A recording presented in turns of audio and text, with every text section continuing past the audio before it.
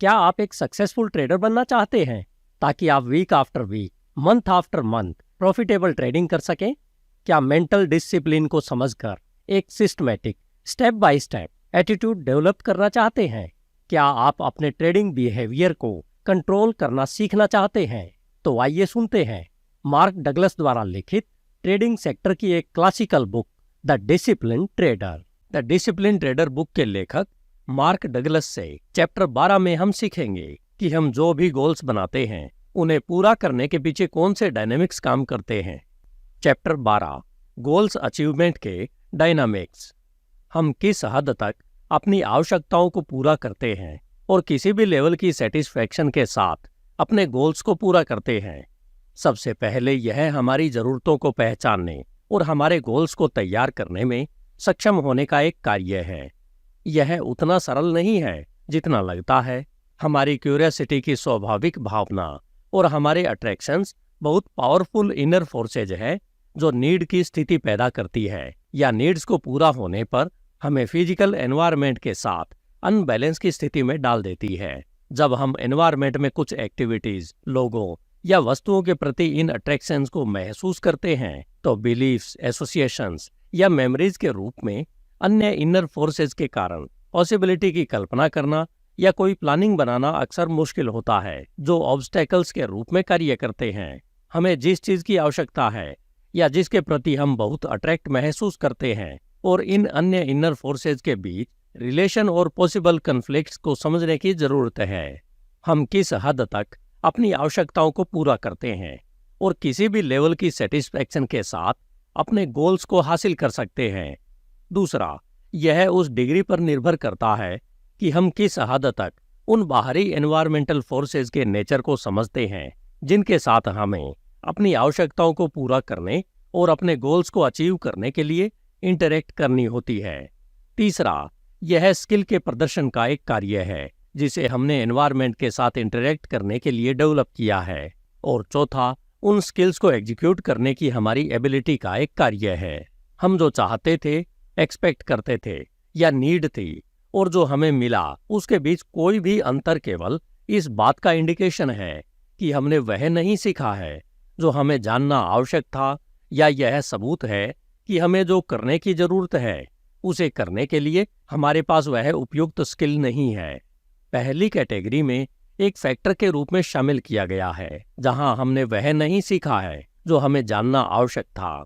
Environment के perspective से हम जो चाहते थे या जिसकी आवश्यकता थी उसकी एबिलिटी का निष्पक्ष रूप से बिना इल्यूजन के असेसमेंट करने की हमारी क्षमता या उसकी कमी है। दूसरे शब्दों में, हम जो चाहते थे वह शुरू में अवेलेबल नहीं हो सका, या उस मात्रा में अवेलेबल नहीं हो सका, या उस टाइम फ्रेम में अवेलेबल नहीं थे जो हम चाहते थे या जिसकी हमें आवश्यकता थी। और हमारे पास इंडिकेट करने के लिए कई प्रकार के डिस्टिंक्शंस करने के लिए मेंटल फ्रेमवर्क नहीं था। हमें यह भी विचार करना होगा कि हम जो चाहते थे वह वास्तव में अवेलेबल हो सकता है, लेकिन उचित अंतर करना नहीं सीख पाने के परिणाम स्वरूप वह अनपर्सीवेबल है, जो बदले में हमें उस तरह का पर्सपेक्टिव देगा जहां हम इसकी अवेलेबिलिटी को देख सकते हैं। इस प्रकार की कंडीशंस में हम आमतौर पर खुद से कहते हैं, काश, या काश मुझे यह पता होता। जब हमें बाद में पता चलता है कि हम उस समय क्या नहीं चाहते थे तो इससे कैसे फर्क पड़ता। हालांकि अक्सर हमें कभी पता नहीं चलता कि जो हम चाहते थे और जो नहीं मिला वह पर्सपेक्टिव में केवल एक छोटा सा बदलाव था। निसंदेह हमें यह नहीं पता था कि हमें यह क्यों नहीं मिला, क्योंकि हम नहीं जानते थे कि हमें कुछ और सीखने की जरूरत है। यदि हमारे पास उचित डिस्टिंक्शंस करने के लिए मेंटल फ्रेमवर्क होता तो हम मान सकते हैं कि हम ऐसा कर चुके होंगे, जब तक कि कोई चीज हमारी परसेप्शन को ब्लॉक नहीं कर रही हो। मार्क यहाँ यह जोड़ना चाहते हैं कि जब हम अन्य लोगों के साथ इंटरेक्ट करते हैं, अगर हम जो कुछ अनअवेलेबल होगा उसे पाने के लिए फोर्स और मैनिपुलेशन का उपयोग करते हैं, तो हम जो कर रहे हैं वह उन्हें उनकी मान्यताओं के बाहर बिहेव करने के लिए मजबूर कर रहा है। यदि उनकी मान्यताएं हम उनसे जो चाहते थे उनके अनुरूप होती तो हमें फोर्स या मैनिपुलेशन का उपयोग करने की आवश्यकता नहीं होती, क्योंकि उस समय सद्भाव की स्थिति उत्पन्न होती हमें किसी पर कुछ ऐसा करने के लिए फोर्स या मैनिपुलेशन करने की जरूरत नहीं है जिस पर वे पहले से ही बिलीव करते हैं। जब भी हम ऐसा करते हैं तो यह उनमें अनबैलेंस की स्थिति पैदा करता है, जिसे वे आमतौर पर बदला लेने के कुछ तरीकों से ठीक कर लेते हैं, जिससे हमें फ्यूचर में किसी पॉइंट पर बस निपटना होगा। इसके साथ साथ चलने वाली मानवीय स्थिति के लिए एक सामान्य ऑब्जर्वेशन के रूप में हम में से अधिकांश लोग अपने इनर एनवायरनमेंट के अनुरूप हमारे सामने जो कुछ भी है उसे बदलने की कोशिश में अपना जीवन व्यतीत करते हैं, जबकि हमें केवल अपने सोचने के तरीके को बदलने की आवश्यकता होती है। जो हमारे सामने है, हम अपने एक्सपीरियंस की क्वालिटी बदल देंगे। दूसरी कैटेगरी में, जहां हमारे पास वह करने के लिए एप्रोप्रिएट स्किल नहीं है जो करने की आवश्यकता है, हम कदम उठाने के सबसे एप्रोप्रिएट सेट को पहचान सकते हैं और हम जो चाहते हैं उसकी अवेलेबिलिटी का ऑब्जेक्टिवली एसेस भी कर सकते हैं। लेकिन इसका मतलब यह नहीं है कि हमारे पास उन स्टेप्स को एग्जीक्यूट करने का स्किल है। हम जो चाहते हैं उसे पूरा करने के लिए कंडीशंस के रिलेशन में आवश्यक स्किल को कम आंकना संभव है, या हम कंडीशंस के रिलेशन में अपनी क्षमताओं को अधिक महत्व दे सकते हैं।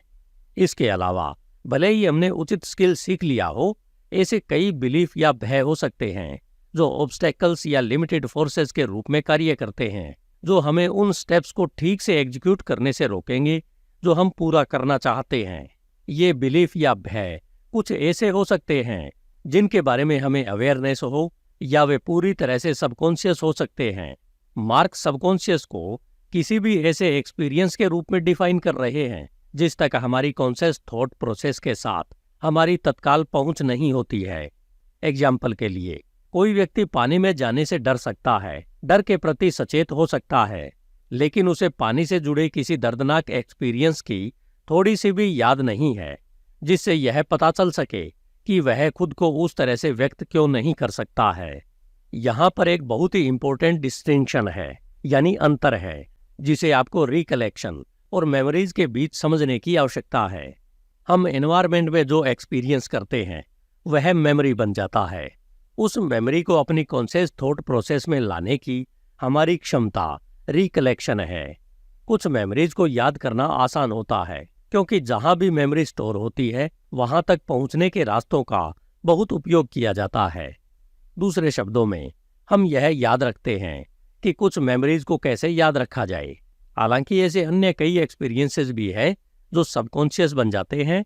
ये ऐसी मेमोरीज हैं जिन्हें हम या तो भूल गए हैं कि कैसे याद रखना है क्योंकि हम रास्तों का उपयोग नहीं करते हैं, या हम वास्तव में कभी भी पूरी तरह से अवेयर नहीं होते कि हमारी सेंसेस द्वारा पहली बार में क्या एक्सपीरियंस किया जा रहा था। हालांकि यहाँ मुद्दा यह है कि मेंटल एनवायरनमेंट में जो कुछ भी जाता है वह गायब नहीं होता है या अब एग्जिस्टेंस में नहीं है। यह सिर्फ इसलिए होता है कि हम इसे याद नहीं रख पाते हैं। किसी भी खास बिलीफ को सचेत रूप से याद रखने की हमारी क्षमता, जो हमें एक बच्चे के रूप में सिखाई गई थी, या किसी विशेष एक्सपीरियंस को याद करने की हमारी क्षमता, इस डायनामिक्स में एक फैक्टर नहीं है कि इनमें से कोई भी मेंटल कंपोनेंट हमारे बिहेवियर पर एक फोर्स के रूप में कैसे कार्य करता है। न ही उस मामले में फिजिकल घड़ी का समय है। एक्सपीरियंसेस की हमारी सचेत मेमोरी समय के साथ फीकी पड़ सकती है, लेकिन समय का इलेक्ट्रिकल चार्ज या चार्ज के पीछे इमोशनल फोर्स की मात्रा पर इसका कोई प्रभाव नहीं पड़ता है। एग्जाम्पल के लिए एक पुरानी कहावत लेते हैं जिसमें कहा गया है कि समय सभी घावों को भर देता है। यह मेंटल एनवायरनमेंट पर लागू नहीं होती है। समय शरीर के घावों को भर देगा क्योंकि शरीर फिजिकल रियलिटी का एक हिस्सा है जहां सब कुछ गति में है और समय के साथ बदल रहा है। हालांकि समय का हमारे मेंटल एनवायरनमेंट में स्टोर मेमोरीज पर कोई प्रभाव नहीं पड़ता क्योंकि मेंटल एनवायरनमेंट फिजिकल पदार्थ से नहीं बना होता है। यह स्टोर्ड एनर्जी से बना है जो समय बीतने के साथ नहीं बदलता। इमोशनल घाव यानी नेगेटिव रूप से चार्ज मेंटल एनर्जी कभी दूर नहीं होंगे जब तक कि हम उनसे खुद को मुक्त करना या उन्हें बदलना नहीं सीख लेते। लोग सोचते हैं कि समय इमोशनल घावों को भर देता है क्योंकि वर्षों के एक्सपीरियंसेस के बाद या तो वे अनजाने में दर्द को भूल जाने देते हैं या खुद को इससे बचाने के लिए बचाव के रूप में बिलीफ का एक सिस्टम बना लेते हैं। वास्तव में चोट को स्वीकार करने और इमोशनल घावों के प्रभावों को छिपाने का विरोध करने की हमारी अनलिमिटेड क्षमता उन्हें बहुत मायावी बनाती है। हमें लगभग हमेशा पता चलता है कि कब हमने अपने शरीर को किसी तरह से घायल किया है। यदि आपका पैर टूट जाता है तो आप इसे जानते हैं क्योंकि आप चलने में सक्षम नहीं होंगे। यदि यह सही से ठीक नहीं होता है तो आपको इसका भी पता चल जाएगा क्योंकि आप पहले की तरह नहीं चल पाएंगे या चलने में अभी भी दर्द हो सकता है। फिर भी इमोशनल घाव हमेशा इतने स्पष्ट नहीं होते हैं क्योंकि हम हमेशा अपनी मान्यताओं को इस तरह से बना सकते हैं जैसे कि हम अपने जीवन में एक्सपीरियंस होने वाले डिसैटिस्फैक्शन और इमोशनल दर्द के साइकिल के लिए जिम्मेदार नहीं है। इस प्रकार हम खुद को इनके प्रभावों से बचा सकते हैं क्योंकि यह तो हमारी अपनी नेगेटिव रूप से चार्ज्ड एनर्जी ही होती है। ऐसा इसलिए कहा जा सकता है क्योंकि मार्क ने पाया है कि अधिकांश लोगों को यह बिलीव करने में बहुत कठिनाई होती है कि बचपन में उनके साथ जो कुछ हुआ था वह अभी भी उन्हें अफेक्ट कर सकता है, कि वे अपने परिवेश को कैसे देखते हैं और वे अब खुद को कैसे व्यक्त करते हैं। हालांकि जब आप इसके बारे में अभी भी सोचते हैं तो यह किसी अन्य तरीके से कैसे अपने आप को व्यक्त कर सकता है। हम जो कुछ भी एक्सपीरियंस करते हैं वह हमारे मेंटल एनवायरनमेंट का एक कंपोनेंट बन जाता है। तब सभी पार्ट एक इनर कारण के रूप में कार्य करते हैं जो अफेक्ट करते हैं कि हम आउटर एनवायरनमेंट का एक्सपीरियंस कैसे करते हैं। फिर डर को महसूस करने के लिए हमें यह याद रखने में सक्षम होने की जरूरत नहीं है कि हमने किसी चीज से डरना क्यों सीखा। हमें सचेत रूप से यह स्वीकार करने की भी आवश्यकता नहीं है कि डर मौजूद है, क्योंकि हम हमेशा यह तर्क दे सकते हैं कि यह कुछ और है, या इसके बारे में हमारी अवेयरनेस को ब्लॉक करने के लिए दवाओं या शराब का उपयोग कर सकते हैं। हालांकि चाहे हम अपने आप को यह महसूस करने से रोकने की कितनी भी कोशिश करें कि हमारे अंदर क्या है की भावनाएं अभी भी मौजूद है, अन्यथा उन्हें रोकने के हमारे प्रयास पहले स्थान पर आवश्यक नहीं होंगे। डर मौजूद रहेगा क्योंकि एनर्जी कहीं न कहीं हमारे पिछले एक्सपीरियंस की मेमोरी में हमें इसका एहसास कराएगी, भले ही हम खुद को सोर्स को याद रखने की अनुमति दें या न दें। मेमोरीज, बिलीफ और एसोसिएशन टाइम, मादक द्रव्यों के सेवन करने या उन्हें सबकॉन्शियस में कहीं डालने की कोशिश के साथ खत्म नहीं होते हैं, जिससे सचेत अवेयरनेस हासिल करना और अधिक कठिन हो जाता है। जब तक हम जीवित रहेंगे, हम जिस तरह से एनवायरनमेंट से इंफॉर्मेशन चुनते हैं और हम खुद को कैसे व्यक्त करते हैं, उसके लिए वे एनर्जी के सोर्स के रूप में कार्य करते रहेंगे, जब तक कि हम यह नहीं सीख लेते कि उन्हें कैसे मैनेज किया जाए। क्या आपने कभी सोचा है कि किसी अनवांटेड हैबिट को छोड़ना इतना कठिन क्यों है, या किसी वेल थॉट आउट प्लान को एग्जीक्यूट करना इतना कठिन क्यों हो सकता है जिसके लिए आप वास्तव में कमिटेड हैं? यह कठिन है क्योंकि हमारे अंदर पहले से ही जो कुछ है वह हमारे इंटेंट के रेजिस्टेंस के रूप में कार्य करता है। कुछ करने का इरादा जरूरी नहीं कि एक बिलीफ हो। दूसरे शब्दों में, हम जो कुछ भी करने का इरादा रखते हैं उनमें से कुछ इंटेंट हमारे बिलीफ्स, मेमोरीज और एसोसिएशन द्वारा सपोर्टेड होंगे और कुछ नहीं होंगे। जब सपोर्ट होगा तो हमारे प्रयास सहज प्रतीत होंगे, क्योंकि किसी भी बिलीफ, मेमोरीज और एसोसिएशन को हम जो करने का इरादा रखते हैं उनके बीच कोई कन्फ्लिक्ट नहीं है। हालांकि यदि हमारे इंटेंट हमारी मान्यताओं, मेमोरीज या एसोसिएशन के साथ मेल नहीं खाते हैं तो यह एक कन्फ्लिक्ट बन जाता है जहां हम फोकस्ड नहीं रह पाते हैं, आसानी से विचलित हो जाते हैं या वह कर बैठते हैं जिसे अधिकांश लोग स्टूपिड मिस्टेक्स कहते हैं। एग्जाम्पल के लिए, कोई व्यक्ति जो स्मोक करता है निर्णय लेता है कि यह एक बुरी आदत है और परिणाम स्वरूप वह इसे छोड़ने के लिए कमिटेड हो जाता है। इस प्रकार उसका इरादा खुद को स्मोक न करने वाले के रूप में व्यक्त करना है। हालांकि अपनी आखिरी सिगरेट पीने के बाद स्मोक करने वाला होने का उसका बिलीफ तुरंत उसका ध्यान सिगरेट की ओर अट्रैक्ट करना शुरू कर देगा, जब तक कि यह उस पॉइंट तक न पहुंच जाए जहां उसे एक सिगरेट पीने की इच्छा हो और फिर वह एक सिगरेट पी ले। हमारे पास यहाँ एक इंटेंट के बीच एक क्लासिकल कन्फ्लिक्ट है, जो न केवल अन्य मान्यताओं के साथ कन्फ्लिक्ट में है, यह इंटेंट का कोई रियल स्ट्रक्चर सपोर्ट नहीं है। अर्थात ऐसा कोई कोरेलरी बिलीफ नहीं है जो कहता हो मैं स्मोक न करने वाला हूँ। उसके स्मोक न करने के बिहेवियर की एनर्जी उसके जीवन के इस क्षेत्र में एक अलग व्यक्ति बनने की सचेत इच्छा से आनी होगी।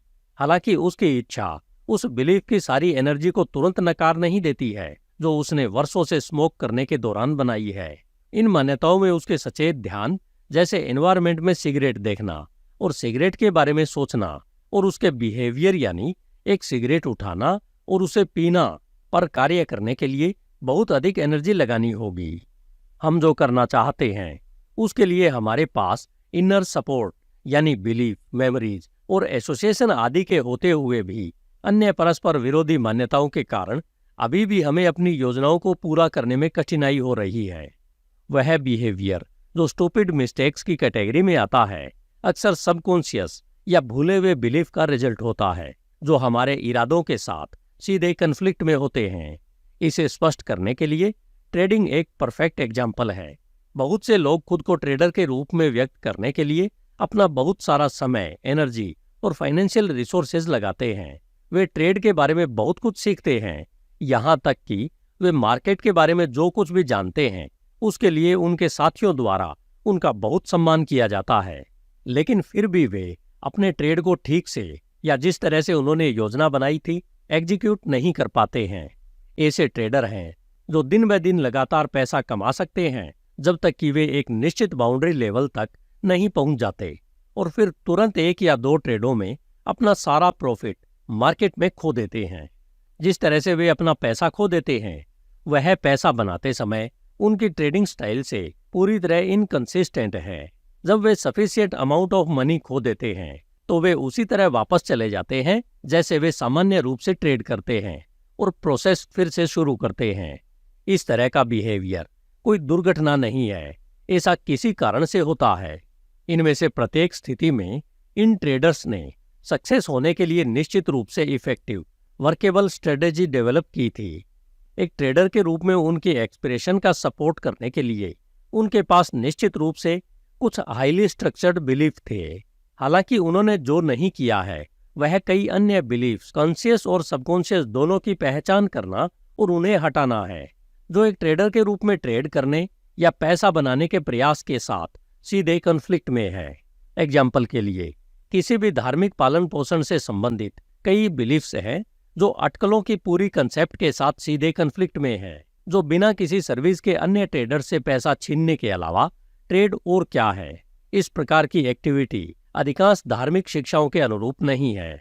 एक और टिपिकल एग्जाम्पल यह है कि अधिकांश लोग वर्क एथिक्स से संबंधित बहुत पावरफुल बिलीफ के साथ बड़े होते हैं। उनके पास इस बारे में बहुत पावरफुल डेफिनेशंस हैं कि काम क्या होता है और कोई पैसा कैसे कमाता है। ट्रेडिंग इनमें से अधिकांश डेफिनेशंस में बिल्कुल फिट नहीं बैठती है। इसलिए इस बात पर ध्यान दिए बिना कि किसी की ट्रेडिंग स्ट्रेटेजी कितनी डेवलप हो गई है, ट्रेड का कार्य अभी भी किसी भी बिलीफ की इंटीग्रिटी का वायलेशन करना जो ट्रेड के कार्य या ट्रेड से पैसा बनाने के साथ कन्फ्लिक्ट में है। आखिरकार इन परस्पर विरोधी बिलीफ्स में जमा होने वाली अव्यक्त एनर्जी उस पॉइंट तक पहुंच जाएगी जहां ट्रेडर खुद को अपने ट्रेडिंग रूल्स या पैसे बनाने के इंटेंट से पूरी तरह से इनकंसिस्टेंट बिहेव करेगा। अक्सर उन्हें इस बात का भी एहसास होगा कि वह एक ट्रेडिंग गलती करने वाला है, खुद को ऐसा करते हुए देखेगा और साथ ही या तो खुद को रोकने के लिए पावरफुल महसूस करेगा या खुद को तब तक नहीं रोकेगा जब तक कि वह अपने मेंटल एनवायरनमेंट में अनबैलेंस की भरपाई के लिए पर्याप्त पैसा नहीं खो देता है। अब जब इस प्रकार की चीजें होती है तो अगर हम समझ नहीं पाते कि क्या हो रहा है तो यह हमें किसी तरह से अपर्याप्त महसूस करा सकता है। अगर हम खुद को पावरफुलनेस से अंकें या हम पावरलेसनेस और भय की भावना से उबर सकते हैं, क्योंकि प्रतीत होता है कि इन अननोन इनर फोर्सेज पर हमारा कोई कंट्रोल नहीं है जो हमारे बिहेवियर पर इतना कंट्रोल लगा सकती है। समस्या के बारे में अवेयरनेस या इससे निपटने के लिए इफेक्टिव उपकरणों के बिना अधिकांश लोग इन फोर्सेज को अपने बिहेवियर में प्रकट होने से रोकने के लिए मेंटल ऑब्स्टेकल्स बनाने का प्रयास करते हैं। जाहिर है वे काम नहीं करते। इससे पूरी स्थिति और भी डरावनी हो जाती है। यहीं पर मादक द्रव्यों का सेवन चलन में आता है। एग्जाम्पल के लिए, एक व्यक्ति जो शराबी है वह जानता है कि वह बहुत ज्यादा शराब पीता है। सबसे बेसिक लेवल पर एक व्यक्ति अपनी बुद्धि को इन इनर फोर्सेज से अलग करने के लिए जुनूनी रूप से शराब पीता है। उसका मानना है कि उस पर उसका कोई कंट्रोल नहीं है। वह जितना अधिक अवरोध करता है उतनी अधिक ताकतें बनाता है और ब्लॉक करने के लिए उसे उतना ही अधिक पीना पड़ता है। वह जितना अधिक शराब पीता है उसके इनर एनवायरनमेंट के प्रतिबिंब के रूप में उसके आउटर एनवायरनमेंट में सब कुछ उतना ही खराब होता जाता है। अंततः फिजिकल एनवायरनमेंट और उसका शरीर या दोनों इतनी बुरी तरह से बिगड़ जाते हैं कि वह अब अपनी कंडीशन की रियल कंडीशन को ब्लॉक नहीं कर सकता है। फिर वह एक्सेप्ट करता है कि हाँ, मैं शराबी हूँ और मुझे बदलने की जरूरत है, जिसका अर्थ है कि हाँ, मुझे अपने जीवन में उन मुद्दों को समझने की जरूरत है जिनके कारण मैंने सबसे पहले शराब पीना शुरू किया। इन सब का मुद्दा यह है कि हमारी दर्दनाक मेमोरीज को भूलना सीखना या उन बिलीफ्स के एग्जिस्टेंस को अनदेखा करना जो हमारे इरादों का सपोर्ट नहीं करते हैं, किसी भी तरह से हमें कुछ तरीकों से बिहेव करने के लिए प्रेरित करने की उनकी क्षमता को कम नहीं करते हैं। यदि हम अनवांटेड बिहेवियर को बदलना चाहते हैं तो हमें उस बिहेवियर के इनर सोर्स को बदलना होगा। अपने इमोशनल घावों को ठीक करके, किसी बिलीफ की पोलैरिटी को बदलकर या इसे पूरी तरह से मुक्त करके अपने डर की बाउंड्रीज से खुद को मुक्त करना कुछ ऐसा है जिसे हमें मेंटल एनर्जी का मैनेजमेंट करना सीखना होगा। यदि लोगों को अपने बिलीफ्स, मेमोरी और रिलेशंस को मैनेज करने का कोई तरीका पता होता तो पहले डिस्क्राइब्ड फोर्सली अवेयरनेस के दर्दनाक साइकिल कभी भी शुरू नहीं होते। अब तक मार्क ने हमारे जीवन में निरंतर क्रियाशील रहने वाली 3 फोर्सेज की पहचान की है। सबसे पहले सभी आउटर इन्वायरमेंटल फोर्सेज हैं जो एक कारण के रूप में कार्य करने की क्षमता रखती है, जहां हम व्यक्तियों के रूप में एक प्रभाव का एक्सपीरियंस करते हैं। इसमें से कुछ आउटर इन्वायरमेंटल फोर्सेज के बारे में हमें कुछ हद तक समझ होगी और कुछ की नहीं। हमारी समझ और इनसाइट की डिग्री के साथ साथ हम जो जानते हैं उस पर हम किस हद तक कार्य कर सकते हैं, यह सेटिस्फैक्शन की उस डिग्री के सीधे प्रोपोर्शनल है जिसे हम एक्सपीरियंस करेंगे जब हम अपनी आवश्यकताओं को पूरा करने और अपने गोल्स को प्राप्त करने के लिए एनवायरनमेंट के साथ इंटरैक्ट करेंगे। सभी आउटर फोर्सेज के भीतर निहित, चाहे हम उन्हें समझें या नहीं, चेंजेस की सभी फोर्सेज हैं जो ऑटोमेटिक रूप से परमाणुओं और अणुओं से बनी हर चीज को बदल देती है, जिसके परिणाम स्वरूप हम जो जानते हैं उसकी उपयोगिता के संदर्भ में किसी समय में ऑब्सोलीट हो जाते हैं। एग्जाम्पल के लिए, जिस कुर्सी पर आप इस बुक को पढ़ने के लिए बैठे हैं वह समय के साथ खराब हो रही है। कुछ बिंदुओं पर वह अब किसी भी वजन को सपोर्ट करने में सक्षम नहीं होगा, जिससे इसकी स्थिरता में आपका बिलीफ ऑब्सोलीट हो जाएगा। दूसरी क्यूरियोसिटी और अट्रैक्शन की गहरी इनर फोर्सेज है जो हमें पूर्व निर्धारित तरीकों से एनवायरनमेंट का पता लगाने, उसके बारे में जानने और उसके साथ इंटरैक्ट करने के लिए मजबूर करती है। एग्जाम्पल के लिए, ऐसी कुछ चीजें हैं जिनके बारे में सीखने में या एनवायरनमेंट में सीखने के लिए अवेलेबल अन्य सभी चीजों के रिलेशन में हम स्वाभाविक रूप से रुचि रखते हैं, लेकिन हमारी कोई स्वाभाविक रुचि नहीं है। किसी ऐसे व्यक्ति की तरह जो हमेशा एक म्यूजिशियन, फायरमैन, एक्टर या डॉक्टर बनना चाहता था और इन बिजनेसेस को अपनाते हैं, जिसके परिणाम स्वरूप उनके जीवन के बारे में गहरी सेटिस्फैक्शन की भावना पैदा होती है। हालांकि अगर एनवायरनमेंट हमें ऐसे सेक्टर्स में जाने के लिए मजबूर करता है जहां कोई स्वाभाविक रुचि नहीं है, तो हम एक खालीपन का एक्सपीरियंस करेंगे जिसे पहचानना बहुत मुश्किल हो सकता है। केवल ऐसा महसूस होता है कि हमारे जीवन में कुछ गायब है। एक व्यक्ति के रूप में हम में से प्रत्येक व्यक्ति स्वाभाविक रूप से एनवायरनमेंट के बारे में जानने के लिए उत्सुक और अट्रैक्ट होता है, जो हमारे एग्जिस्टेंस के सबसे डीप लेवल से आता है। वे सेल्फ एक्सप्रेशन की बहुत पावरफुल फोर्सेज के रूप में कार्य करते हैं, जो हमें फिजिकल एनवायरनमेंट में अपनी कल्पना की वस्तु बनाने या फिजिकल एनवायरनमेंट में अपने हितों की वस्तु का पीछा करने के लिए मजबूर करते हैं, जो अक्सर आउटर एनवायरमेंटल फोर्सेज के साथ साथ इनर मेंटल फोर्सेज के साथ सीधे सीधे कन्फ्लिक्ट में होते हैं। तीसरी मेंटल फोर्सेज हैं जो हमारी बिलीफ, मेमोरीज और एसोसिएशंस द्वारा दर्शाई जाती है। हालांकि बिलीफ, मेमोरीज और एसोसिएशंस मेंटल फोर्सेज हैं, फिर भी वे क्यूरियोसिटी और अट्रैक्शन की फोर्सेज के समान नहीं है। बिलीफ, मेमोरीज और एसोसिएशंस विशेष रूप से फिजिकल एनवायरनमेंट के साथ हमारे एक्सपीरियंस के परिणाम स्वरूप मौजूद होते हैं। यह क्यूरियोसिटी और अट्रैक्शंस की उन फोर्सेज के विपरीत है जो हमारे जन्म से पहले ही हमारे अंदर है और ऐसा प्रतीत होता है कि वे या तो आध्यात्मिक अर्थ में पूर्व निर्धारित है या आनुवंशिक रूप से एनकोडेड है। हमारी कुछ मान्यताएं, मेमोरीज और एसोसिएशंस फिजिकल एनवायरनमेंट के साथ इफेक्टिवली और कुछ हद तक सेटिस्फैक्शन के साथ इंटरेक्ट करने के लिए पॉजिटिव रिसोर्सेज के रूप में कार्य करेंगे। हालांकि इसके दूसरों पर बिल्कुल विपरीत प्रभाव पड़ेगा। हमारी कई मान्यताएं, मेमोरीज और रिलेशंस फेलियर, दर्द और डिसैटिस्फैक्शन के रिसोर्सेज हैं, क्योंकि वे हमें केवल वही समझने में बांध देते हैं जो हम पहले से जानते हैं और साथ ही हमें क्यूरियोसिटी की हमारी स्वाभाविक भावना से दूर कर देते हैं। दूसरे शब्दों में, वे विशेष रूप से किसी भी आगे के मेंटल ग्रोथ को रोकने के लिए ताकत के रूप में कार्य करते हैं। अब चूंकि हमें अपनी आवश्यकताओं को पूरा करने और अपने गोल्स को पूरा करने के लिए फिजिकल एनवायरनमेंट के साथ इंटरेक्ट करना है, इसलिए सेटिस्फैक्शन के हाई लेवल का एक्सपीरियंस करने के लिए, खुद को आश्वस्त करने के लिए इन फोर्सेज के नेचर में इनसाइट और समझ के डीप लेवल प्राप्त करना है। यानी हमें लगातार सीखने की स्थिति में बने रहने की आवश्यकता है।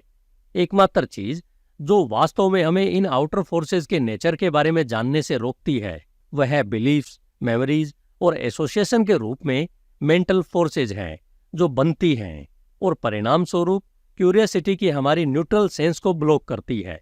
कभी कभी काफी हद तक सीखने की प्रोसेस को भी पूरी तरह बंद कर देती है। इस कहावत में कुछ सच्चाई है कि आप एक बूढ़े कुत्ते को नई तरकीबें नहीं सिखा सकते, सिवाय इसके कि इसमें वास्तव में लिखा होना चाहिए। एक बूढ़ा कुत्ता नई तरकीबें नहीं सीखेगा। ऐसा नहीं है कि किसी भी उम्र के व्यक्ति के लिए कुछ नया सीखना असंभव है।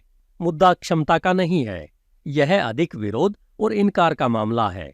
यह इनकार उन सभी चीजों के योग से आता है जिन पर हम पहले से ही बिलीव करते हैं। संक्षेप में यह कहते हुए, इसे भूल जाओ। मार्क पहले से ही वह सब कुछ जानते हैं जो उन्हें जानना चाहिए। बेशक एनवायरनमेंट के प्रति इस तरह के रुख के रिजल्ट्स विनाशकारी हो सकते हैं और अक्सर होते हैं, और इस तरह का रवैया रखने वाले किसी भी व्यक्ति के सामने हमेशा कोई न कोई विनाशकारी घटना या उनकी एक सीरीज आती है जो यह स्वीकार करेगा कि उनकी दुर्दशा का कारण यह है कि वे अपने मेंटल एनवायरनमेंट में किसी भी बदलाव की अनुमति देने से इनकार करते हैं। निसंदेह यह सब कुछ जानने वाला रवैया किसी और में पहचानना बहुत आसान है। ट्रिक यह है कि इसे स्वयं को पहचाना जाए, क्योंकि यह हम सभी के बिलीफ्स, मेमोरीज और एसोसिएशंस द्वारा इंफॉर्मेशन मैनेज करने के तरीकों के एक प्राकृतिक कार्य के रूप में मौजूद है। सीखने की निरंतर स्थिति में बने रहने के लिए हमें एडेप्ट करना सीखना होगा। एडेप्ट के लिए हमें कुछ टिपिकल मेंटल तकनीकों को सीखने की आवश्यकता है कि हम अपने मेंटल एनवायरनमेंट में विभिन्न कंपोनेंट्स की पोलैरिटी यानी इलेक्ट्रिकल चार्ज को उन्नत करने, संशोधित करने या बदलने के लिए अपने विचारों को सचेत रूप से कैसे लागू करें, जो हमारी परसेप्शन पर लिमिटेड या अवरोधक फोर्सेस के रूप में कार्य करते हैं। और बिहेवियर हमें फिजिकल एनवायरनमेंट के साथ कोरस्पोंडेंस के हाई लेवल प्राप्त करने से रोकता है।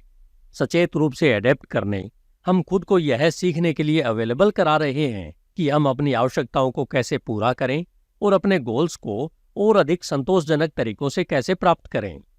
नोट: हमारा लक्ष्य हमारी आवश्यकताओं को पूरा करने और प्राप्त करने के भीतर निहित है। हमारी क्यूरियोसिटीज और अट्रैक्शंस की वस्तु का पता लगाने की आवश्यकता है जो हमारी बिलीफ्स, एसोसिएशंस और मेमोरीज द्वारा ब्लॉक हो जाते हैं। एडेप्ट के लिए हमें सीखने और चेंज का विरोध न करने का सिलेक्शन करना होगा। इसके लिए हमारी ओर से हमारे बिलीफ्स, एसोसिएशंस और मेमोरीज द्वारा स्थापित बाउंड्रीज के बाहर सोचने की इच्छा और मेंटल एनर्जी का मैनेजमेंट करना सीखने की इच्छा की आवश्यकता होती है, ताकि हम अपनी दर्दनाक मेमोरीज के नेगेटिव प्रभावों से खुद को मुक्त कर सकें। जब हम सीखते हैं कि एक दर्दनाक मेमोरी की पोलैरिटी को कैसे बदला जाए, तो यह अब दर्दनाक नहीं है। जब मेमोरी डीएक्टिवेट हो जाती है या नेगेटिव रूप से चार्ज एनर्जी समाप्त हो जाती है, तो उसमें भय उत्पन्न करने की क्षमता नहीं रह जाती। डर हमेशा हमारे द्वारा एनवायरनमेंट से अवेलेबल विकल्पों की संख्या को लिमिटेड कर देता है, जिस तरह से यह हमें अपने डर की वस्तु पर हमारा फोकस करने के लिए प्रेरित करता है। इसका शुद्ध प्रभाव यह होता है कि हम अपने लिए वही बना लेते हैं जिससे हम बचने की कोशिश कर रहे होते हैं। हमारे लिए यह ध्यान रखना महत्वपूर्ण है कि जब हम किसी मेमोरी की पोलैरिटी को बदलते हैं तो यह वास्तव में मेमोरी के स्ट्रक्चर को नहीं बदलता है।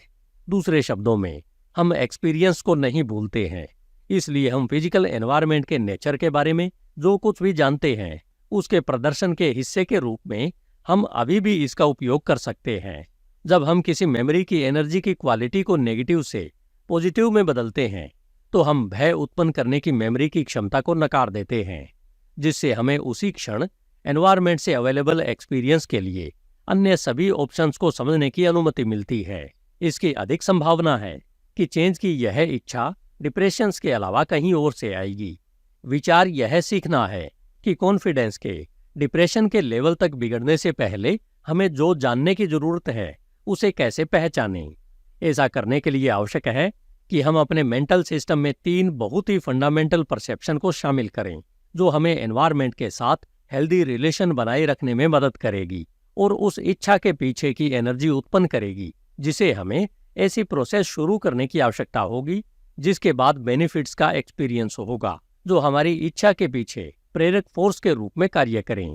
पहली परसेप्शन यह है कि हमने वह सब कुछ नहीं सीखा है जो जानना है और परिणाम स्वरूप अननोन फोर्सेज हम पर तब तक कार्य करती रहेंगी जब तक कि हमारे बाहर की हर चीज के बारे में हमारी समझ उस पॉइंट तक डेवलप नहीं हो जाती जहां हमें एनवायरनमेंट में चल रही हर चीज के बारे में एक साथ अवेयरनेस हो। यहाँ निहितार्थ यह है कि हमें अपने जन्म के क्षण से लेकर मरने के क्षण तक निरंतर सीखने की स्थिति में रहने की आवश्यकता है, क्योंकि हमारी बुद्धि अभी तक किसी भी क्षण में अवेलेबल सभी इंफॉर्मेशन की एक साथ परसेप्शन के पॉइंट तक डेवलप नहीं हुई है। तब तक हमें उन इंफॉर्मेशन को चुनने और चुनने के लिए मजबूर किया जाता है जिसे हमने विश्वास करना सीखा है, उसके आधार पर एक्सपीरियंस करते हैं। दूसरी परसेप्शन यह है कि हमने जो बिलीव करना सीखा है वह या तो फोर्सफुली अनिच्छा से हम पर थोपा गया है या आउटर एनवायरनमेंट की एक्सप्रेशन के रूप में या पसंद से इनर फोर्सेज की एक्सप्रेशन के रूप में जो हमारी क्यूरियोसिटी और अट्रैक्शन की तरह हमारे भीतर काम करती है। हो सकता है कि हम उस पर विश्वास करें, हो सकता है कि हम उस पर विश्वास न करें, जो कुछ संतोषजनक तरीके से खुद को पूरा करने के रिलेशन में बहुत उपयोगी हो सकता है। तीसरी परसेप्शन यह है कि हमने जो सीखा है वह उपयोगी है और हमारी सेटिस्फैक्शन के लिए काम करता है।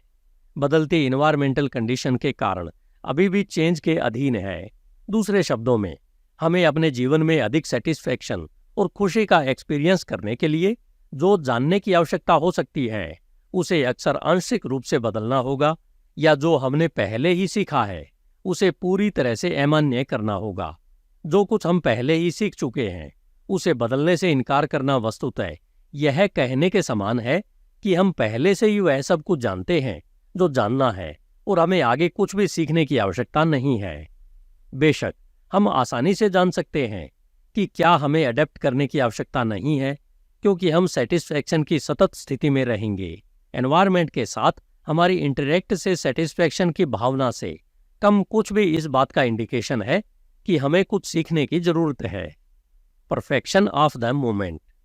यदि आप उपरोक्त परसेप्शन के अनुसार काम करते हैं तो आप यह पहचानना शुरू कर देंगे कि कैसे हर पल आपके डेवलपमेंट की स्थिति का एक परफेक्ट इंडिकेशन बन जाता है और आपको खुद को बेहतर बनाने के लिए क्या करने की आवश्यकता है। एग्जाम्पल के लिए, आइए एक हाइपोथेटिकल ट्रेडर को देखें जिसका लक्ष्य अपने ट्रेड से पैसा कमाना है। वह जिसे मानता है उसे ऐसा करने का एक अवसर मानता है और ट्रेड करता है, हालांकि वह गलत होने के डर से काम कर रहा है। नतीजन उसका डर इंफॉर्मेशन के प्रति उसकी परसेप्शन पर काम करेगा और उसकी अवेयरनेस को ऐसे किसी भी सबूत से रोक देगा जो यह दर्शाता हो कि वह गलत है। याद रखें कि डर हमें खतरनाक कंडीशन से आगाह करने का एक नेचुरल सिस्टम है ताकि हम उनसे बच सकें। अब गलत होने पर थ्रेड देने वाली बात क्या है? इस मामले में अधिकांश मामलों की तरह यह सब उसके पिछले एक्सपीरियंसेस से उसके अंदर एक्यूमुलेटेड दर्द और अपमान है।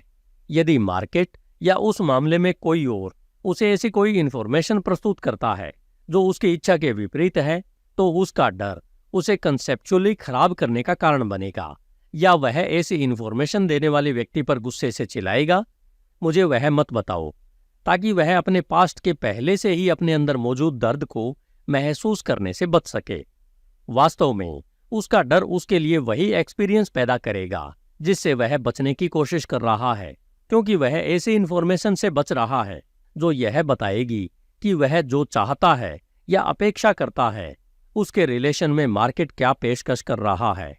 यदि मार्केट उसके खिलाफ चलता है तो संभवतः वह सबूतों का सामना नहीं करेगा जब तक कि ऐसा करने का दर्द उसका सामना न करने के दर्द से कम न हो, जिसका अर्थ है कि उसका नुकसान उस पॉइंट तक बढ़ जाता है जहां यह स्वीकार करना आसान हो जाता है कि वह गलत है। और अधिक नुकसान सहना हमारे प्रयासों के रिजल्ट एनवायरनमेंट में किसी भी क्षण में हम जो हैं उसके कुल योग के रूप में प्रतिबिंबित होंगे। जैसा कि पिछले एग्जाम्पल में हमारे ट्रेडर के लिए हमने देखा था, लक्ष्य एक इरादा है जिसे हम एनवायरनमेंट में प्रोजेक्ट करते हैं। इसे फ्यूचर के किसी क्षण में पूरा करने की आवश्यकता है।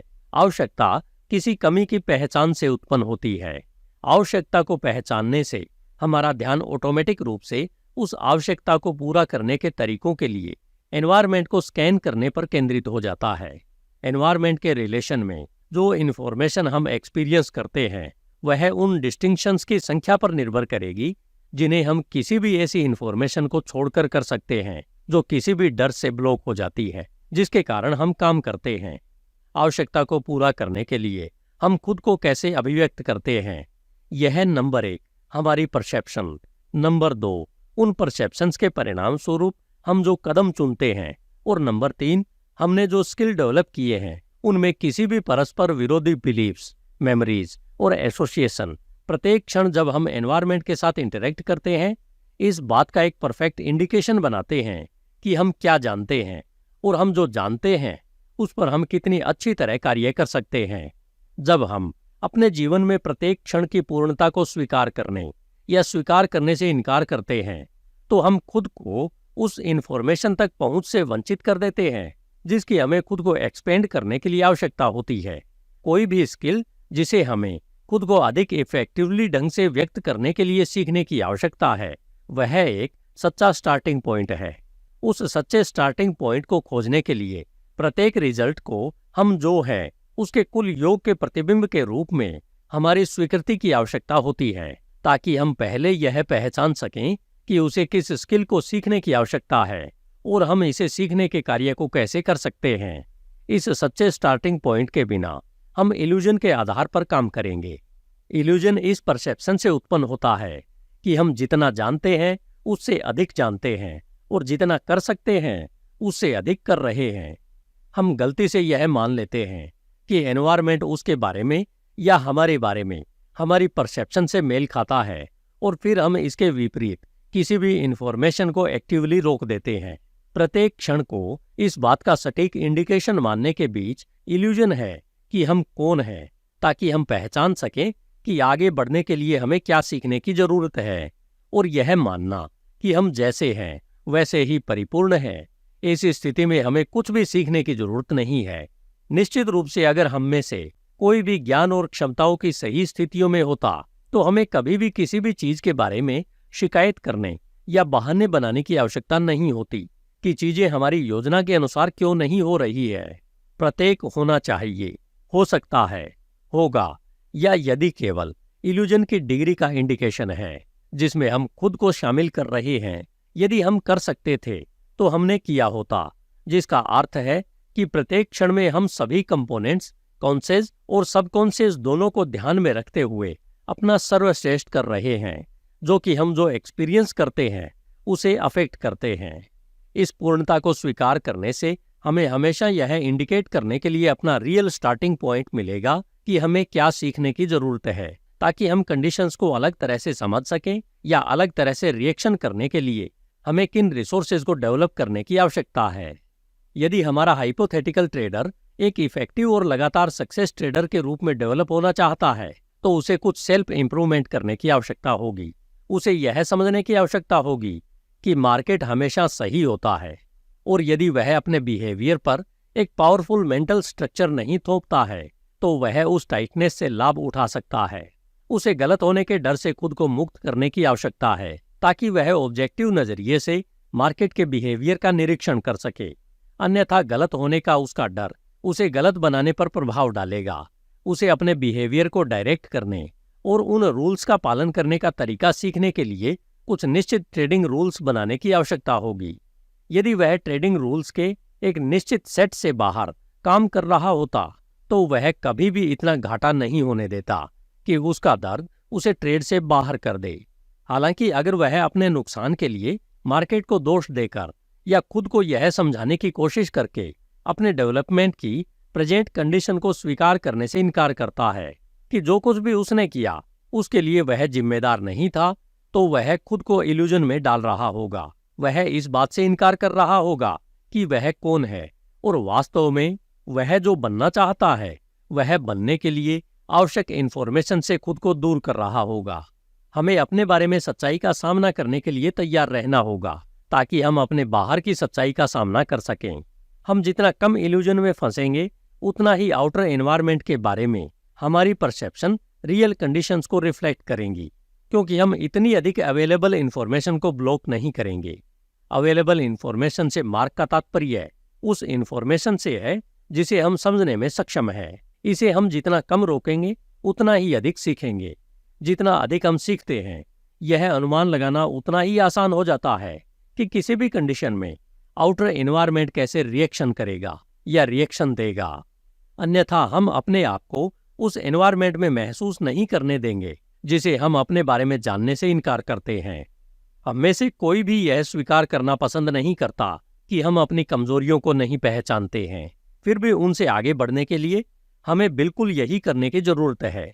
अन्यथा हम इल्यूजन के इस आधार पर अपना जीवन बनाते रहते हैं जिसे बनाए रखने के लिए इतनी अधिक एनर्जी, शराब या नशीली दवाओं की आवश्यकता होती है कि अंततः इसे ढहना पड़ता है, जिससे ये बहुत दर्दनाक मजबूर अवेयरनेस पैदा होती है।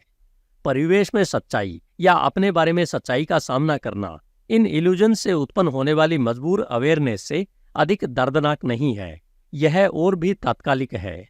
हालांकि जब हम अपने अंदर जो है उसका सामना करते हैं तो यह डिसैटिस्फैक्शन के साइकिल को तोड़ने की प्रोसेस में एक सक्सेस के एक विस्तृत साइकिल में बदलने की प्रोसेस में पहला कदम है।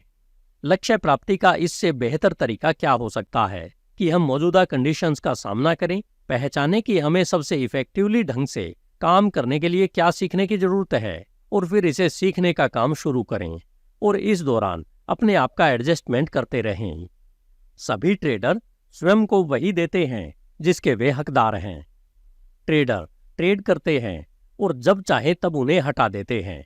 वह निर्णय लेने की प्रोसेस सभी मेंटल कंपोनेंट्स के एक दूसरे के साथ परस्पर क्रिया करने के योग का रिजल्ट है। यदि हम इन सभी कंपोनेंट्स को लिस्टेड करें, उनमें मौजूद एनर्जी को मापें और फिर उन कंपोनेंट्स को बैलेंस करें जो सेल्फ एवल्यूशन की पॉजिटिव सेंस में योगदान करते हैं, उन कंपोनेंट्स के विरुद्ध जो सेल्फ एवल्यूशन की नेगेटिव सेंस में योगदान करते हैं, तो जो बचेगा वह एक है नेट अमाउंट जिसे हम स्वयं महत्व देते हैं। यह नेट अमाउंट सीधे तौर पर इस बात से मेल खाएगी कि हम किसी दिए गए ट्रेड में किसी भी दिन, महीने या वर्ष में अवेलेबल धन में से कितना पैसा देते हैं या इसी तरह हम अपना कितना पैसा देते हैं। मार्क जानते हैं कि इसे स्वीकार करना बहुत कठिन कंसेप्ट हो सकता है। हालांकि इनसाइट और स्किल के संदर्भ में जो हमने अभी तक नहीं सीखा है उसे ध्यान में रखने के अलावा यह कोई अन्य तरीका कैसे हो सकता है। जब हम ट्रेड करते हैं तो हम अपने सभी नियम स्वयं बनाते हैं। कोई भी हमें मार्केट के अंदर या बाहर जाने के लिए बाध्य नहीं करता जब तक कि ब्रोकरेज फर्म द्वारा मार्जिन की कमी के कारण कंडीशन समाप्त न कर दी जाए। किसी भी ट्रेड में प्रॉफिट लेने या लॉस में कटौती करने के लिए कई पॉसिबिलिटीज होती है। प्रत्येक पॉसिबिलिटी के रिलेशन में, प्रत्येक एग्जाम्पल में हम जो करने का निर्णय लेते हैं वह हमारी परसेप्शन और उन परसेप्शंस को अफेक्ट करने वाले सभी इनर कंपोनेंट्स का रिजल्ट होगा। हम वास्तव में जो कर रहे हैं वह हमारे निर्णय और हमारे निर्णयों को एग्जीक्यूट करने की हमारी क्षमता का रिजल्ट होगा, जो फिर से कई मेंटल फैक्टर्स द्वारा निर्धारित किया जाएगा, जो सभी हमारे सेल्फ एवल्यूशन की सेंस में योगदान करते हैं। ट्रेडिंग पैसा कमाने की एक प्रोसेस है। एक बार जब हम सीख गए कि ट्रेड कैसे करना है, जिसमें अवसर को समझना और अपने ट्रेड को एग्जीक्यूट करना शामिल होता है, तो हम जो सीखते हैं उसके लिए और कौन या क्या जिम्मेदार हो सकता है। वास्तव में यदि ट्रेडर को अपनी इक्विटी का चार्ट बनाना है तो यह उनके इनर कन्फ्लिक्ट को रिफ्लेक्ट करेगा और वे दिन प्रतिदिन, महीने दर महीने या साल दर साल आधार पर खुद के बारे में क्या सोचते हैं। ये चार्ट सपोर्ट और resistance level, consolidation zones, rallies और रिट्रेसमेंट के साथ मार्केट के टिपिकल बार, पॉइंट या फिगर चार्ट की तरह ही दिखेंगे। ये सभी पैटर्न्स ट्रेडर की स्टेट ऑफ माइंड को दर्शाते हैं। जैसे मार्केट स्वयं अपने सभी प्रतिभागियों की कलेक्टिवली स्टेट ऑफ माइंड को दर्शाती है। यदि कोई सीख ले कि क्या देखना है तो इस तरह के चार्ट का भी मार्केट जैसा ही प्रेडिक्टिव वैल्यू हो सकता है। कुछ अधिक सोफिस्टिकेटेड ब्रोकरेज फर्म जो बड़े फंड का मैनेजमेंट करती है, सीटीए पर इस प्रकार के चार्ट रखती है जिनका उपयोग वे मैनेजमेंट के तहत अपने पैसे का ट्रेड करने के लिए करते हैं। वे प्रत्येक व्यक्ति के चार्ट बनाने के आधार पर मैनेजमेंट के लिए प्रत्येक सीटीए के लिए अवेलेबल इक्विटी की मात्रा को बदल देंगे।